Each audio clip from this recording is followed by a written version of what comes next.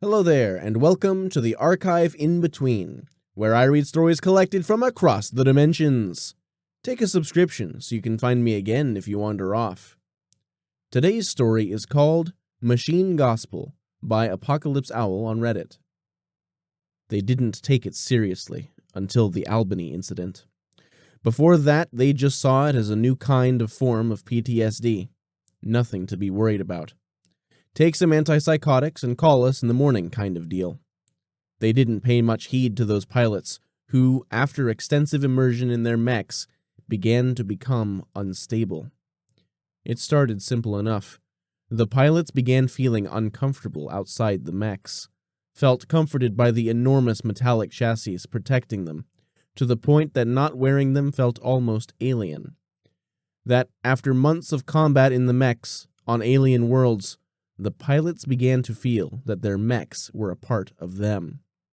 Of course, there were some official rules against staying too long in them, especially after displaying initial symptoms. But we know what humans are like. We break rules, and those pilots, who were truly broken, began seeing the mech as a part of them, as the true extension of themselves, their real bodies. They would scream when removed, begging us to stop cutting them out of their flesh.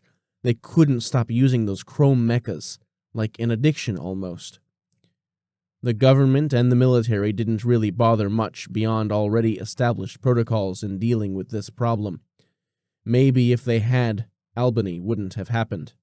Maybe if there were proper care for vets, this could have been averted.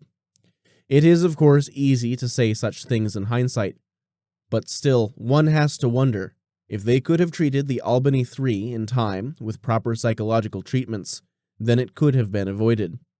But 3 former mech pilots, all with extensive mechanical skills, broke into a mothballed mech depot by Fort Hamilton, near the eastern border of the Ohio Contaminated Zone. They had met online and had all experienced PTSD, MBRD, Mecha Body Replacement Disorder.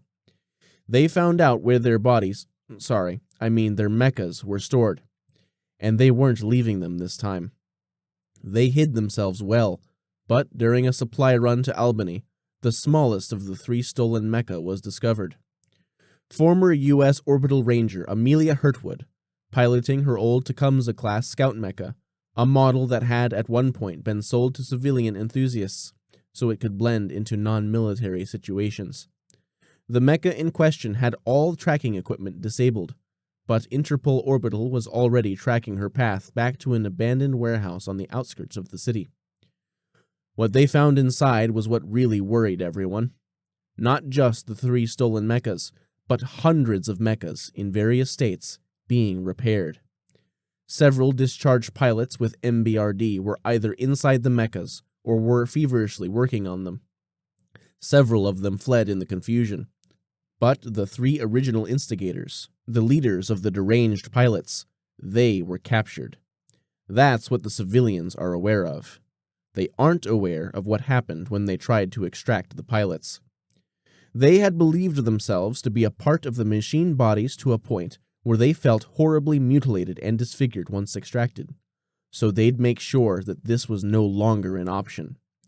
The inside of each of the mechas were a nightmare. Flesh, brain tissue, mutated human organs, all of it was integrated into the machine. Opening them up had killed the 3 pilots. They had believed themselves a part of their machine bodies, and had modified themselves to make it permanent. The Machine Gospel, a manifesto left behind by one of the pilots, former Canadian Royal Mecha Cavalry Medical Officer Jean Dubois, told of the purity of the machine, the methods of which were used to mutate the flesh core, as they called the human body, to become one with the metallic body. The manifesto had already been circulating online with various former mech pilots, and it was catching on. The Albany incident was the beginning of something nightmarish. They had felt incomplete, and perhaps they had not gotten the assistance needed to come to their senses. So they had fixed their own perceived problem of being removed from their bodies. All around the world, survivors of the Albany cell began breaking into places and stealing mechs to assist their fellows. The horror of it, of finding those people, having to disable their electronic parts, only to find out that they had been so integrated to the machines that shutting off the mech meant shutting off life. It was agonizing for the various organizations around a planet still reeling from World War III. Some places tried to help them, but it wouldn't work. Unless caught in the early parts of the process, their bodies couldn't be saved, and they had achieved what they, in their madness, desired: the strength and protection of a perfect machine body. They still needed food, though the illegal genetic modifications to their bodies meant that their potential for food had increased. Remaining fossil fuels, wood, raw meat, all of it was converted to biofuel, keeping them alive. At the end, with a lack of resources to fix them, they were just chased off into the wilderness, those areas destroyed and ravaged by war or pollution. There they could live with the tribals, the mutants, and the other groups that humanity had rejected. This was a mistake. They congregated on old battlefields, recovering mecha parts, converting abandoned pieces of technology to their use, and changed further. They did not really see themselves as human anymore, but the mission of protecting humanity built into the mechas on a basic purpose level meant that they began to take over the various communities of survivors in those regions, and act as their leaders, their guardians, their teachers, their gods. Leading the humans and mutants to better lives, using their skills as engineers, soldiers, and medical personnel to assist these people. Perhaps that was where things should have ended. It should have been that they used their madness for that productive and useful goal, saving those poor, unfortunate individuals who were stuck in the abandoned zones. But they were altering themselves, changing. From my position, I could see it happening. They were forming mated pairs, like people or animals. And soon, smaller, more sleek and well-built mechas would come into being. The process of doing this I did not like to think about. I didn't like to consider the bizarre machines filled with human flesh mutated and twisted by broken minds, and how they made more of themselves. Perhaps that was the point where I should have alerted our leaders, but nobody read the reports I made. They were just something that needed to exist for the sake of existing, so if anybody asked, the government could have pointed out that they had a highly skilled department observing the poor, psychologically damaged machine people, shown these hypothetical people the reports and everything. Never mind that it was just me and 3 obstructive bureaucrats from the pre-war administration who combined worked about as hard on the problem of machines with broken minds as a corpse would. We should have had the resources to observe closer, to see how they helped the survivors, see the cybernetic implants, see the machines changing the land. They were spreading their machine gospel, their ideas about the synthesis of man and machine.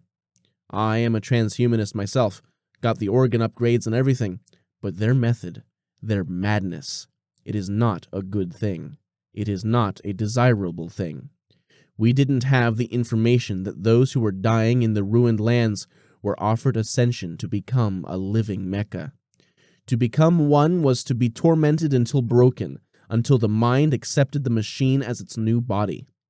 We didn't know about their recovered servers, operating a secret network across the world, about their amazing new designs for their spawn. Not until the government finally made the choice to retake those areas as the pollution was going down. Mecha pilots on the government side were outmatched by the living machines. Their organic machine minds had developed new armaments and defenses that were decades ahead of the best prototypes. The army was sent packing with ease, and the fallen mechas were taken back to be converted, to be shown the light of the machine gospel. That's part of what worries me. There are no WMDs left on the planet, and even if there were, I do not think that the living machines, with their fleshy cores of genetically engineered flesh, would be truly destroyed by this. Now we have a hostile, world-spanning superpower with advanced weaponry, access to large quantities of resources that haven't been extracted, and a loyal population of both humans and cybernetic organisms. But what truly and deeply worries me are the small ones, the so-called machine pups. I've seen the Lake House report, the dissections. I am not a believer in a higher power, but having read that report, with respect, I hope this commission and all involved parties are going to hell. They're much better built than their parents, with better machine-flesh integration and much more efficient brains. It's quite difficult to tell when the machine ends and the flesh begins. Even their parts are of a higher quality than anything we've got. They're evolving and growing. Those we have managed to observe consistently with my department's limited resources are not the same size. They're becoming adults. They aren't insane like their parents, and I think that if they wanted to, they could realistically bring down civilization as we know it, and replace it with their ideal version of society. And unless we can convince them that we don't want war, that we truly want to live in peace with them, then yes, I do believe that they will have full control of the Earth within 50 years. And considering that they don't have the basic programming in them telling them to protect humanity like their parents, I can only imagine what manner of world they will make. But it is clear that we won't have a part in it unless we play nice now, while we've got the chance. Thanks for stopping by and listening to the story. Take a subscription. It'll lead you back if you get lost, and it'll let you know when I'm ready to read again. If you have any ideas about what I should read next, let me know in the comments, and I'll try to get the author's permission if I don't have it already. With that, I must bid you farewell, but I look forward to seeing you again when it's time for me to tell another tale.